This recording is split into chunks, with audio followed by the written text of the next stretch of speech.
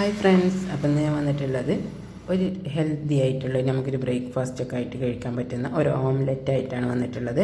അപ്പോൾ ഇത് ഉണ്ടാക്കുന്നത് ബ്രൊക്കോളി വെച്ചിട്ടാണ്. അപ്പോൾ ഈ ബ്രൊക്കോളി എന്ന് വെച്ചാൽ നമ്മൾ ഈ കോളിഫ്ലവർ മാതിരി തന്നെ കാണാനൊക്കെ ഒരു പച്ച കോളിഫ്ലവർ മാതിരിയാണ്.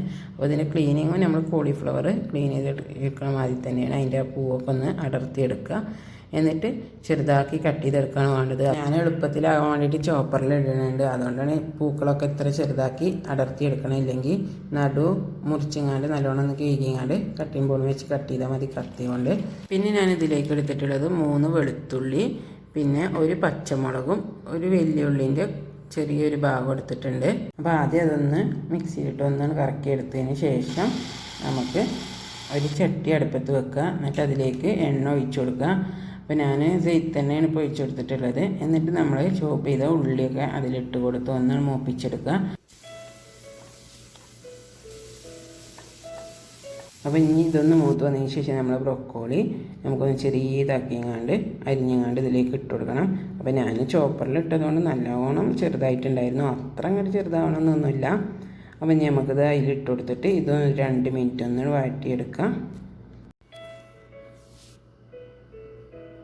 ഒരുപാട് നേരമൊന്നും കുക്ക് ചെയ്യേണ്ട, ഒരു 2 മിനിറ്റ് ഇത് ഇളക്കി കൊടുത്തതിന് ശേഷം നമുക്ക് ഇതിലേക്ക് ആവശ്യമായ ഉപ്പ് ഇട്ട് കൊടുക്കുക. അതുപോലെ ഞാൻ കുറച്ച് കുരുമുളക് ഇട്ട് കൊടുക്കുന്നുണ്ട്. പിന്നെ നമ്മൾ ഗരം മസാല പൊടിച്ചതൊക്കെ ഉണ്ടെന്നുണ്ടെങ്കിൽ അതും കുറച്ച് ഇട്ട് കൊടുക്കുക, അപ്പോൾ നല്ല ടേസ്റ്റ് ആയിരിക്കും. എന്നിട്ടൊന്ന് ഇളക്കി കൊടുത്തതിന് ശേഷം തീ ഓഫ് ചെയ്യുക. ഇനി നമുക്ക് ഇതിലേക്കുള്ള മുട്ട ഒന്ന് അടിച്ചെടുക്കണം. അപ്പോൾ ഞാൻ 4 മുട്ടയാണ് എടുത്തിട്ടുള്ളത്.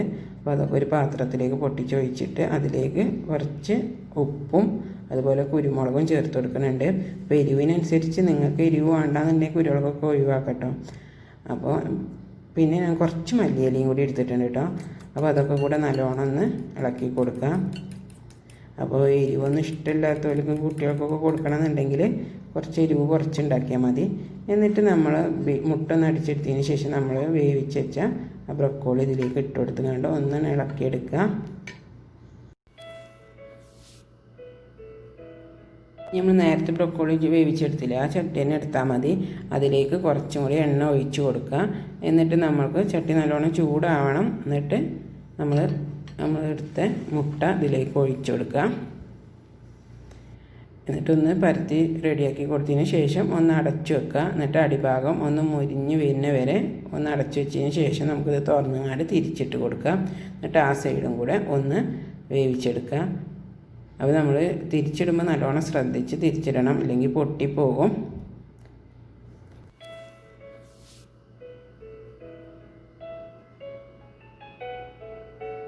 രണ്ട് സൈഡും വെന്തുങ്ങാണ്ട് നമ്മുടെ ഓംലെറ്റൊക്കെ റെഡി ആയിട്ടുണ്ട്. ഇനി ഇതൊരു പ്ലേറ്റ് വെച്ചുകൊണ്ട് അതിലേക്ക് ഒന്ന് കമഴ്ത്തി എടുത്താൽ മതി. അപ്പോൾ ഇതാ നമ്മളെ സൂപ്പറായിട്ടുള്ള ബ്രൊക്കോളി ഓംലെറ്റ് റെഡി ആയിട്ടുണ്ട്. അപ്പോൾ കാണാൻ നല്ല രസമാണ്, തിന്നാനും നല്ല ടേസ്റ്റാണ്. അപ്പോൾ എല്ലാവരും ഇനി ബ്രൊക്കോളിയൊക്കെ വാങ്ങുമ്പോൾ ഒന്ന് ഉണ്ടാക്കി നോക്കണം. അപ്പോൾ നമ്മളിനി ബ്രൊക്കോളി കാണുമ്പോൾ ഇത് എന്ത് സാധനമാണ്, ഇതുകൊണ്ട് എന്ത് ഉണ്ടാക്കാൻ പറ്റും, ഇത് ടേസ്റ്റ് ഉണ്ടാവുമെന്നൊന്ന് കരുതുന്നുണ്ട്. നല്ല അടിപൊളി സാധനമാണ്. ബ്രൊക്കോളി വെച്ചിട്ട് നല്ല സംഭവങ്ങൾ ഉണ്ടാക്കാൻ ഞാനിത് കഴിക്കാൻ തുടങ്ങിയത് തന്നെ ഞങ്ങൾ കീറ്റോ ഡയറ്റ് എടുത്തിരുന്ന LCHF ആ ടൈമിൽ ഇങ്ങനത്തെയൊക്കെ കഴിക്കുക. അപ്പോൾ അങ്ങനെ കഴിച്ച് നല്ല ഇഷ്ടമായി തുടങ്ങിയതാണ് ഈ ബ്രൊക്കോളിനെ. അപ്പോൾ നിങ്ങൾക്കും ഇനി ഇത് പരീക്ഷിക്കട്ടോ, അത് കാണുമ്പോൾ ഒന്ന് വാങ്ങി നോക്കാം. അപ്പോൾ വീഡിയോ ഇഷ്ടമായിട്ടുണ്ടെങ്കിൽ ലൈക്ക് ചെയ്യുക, കമൻറ്റ് ചെയ്യുക, ഷെയർ ചെയ്യുക, ഇത് മറക്കരുത്.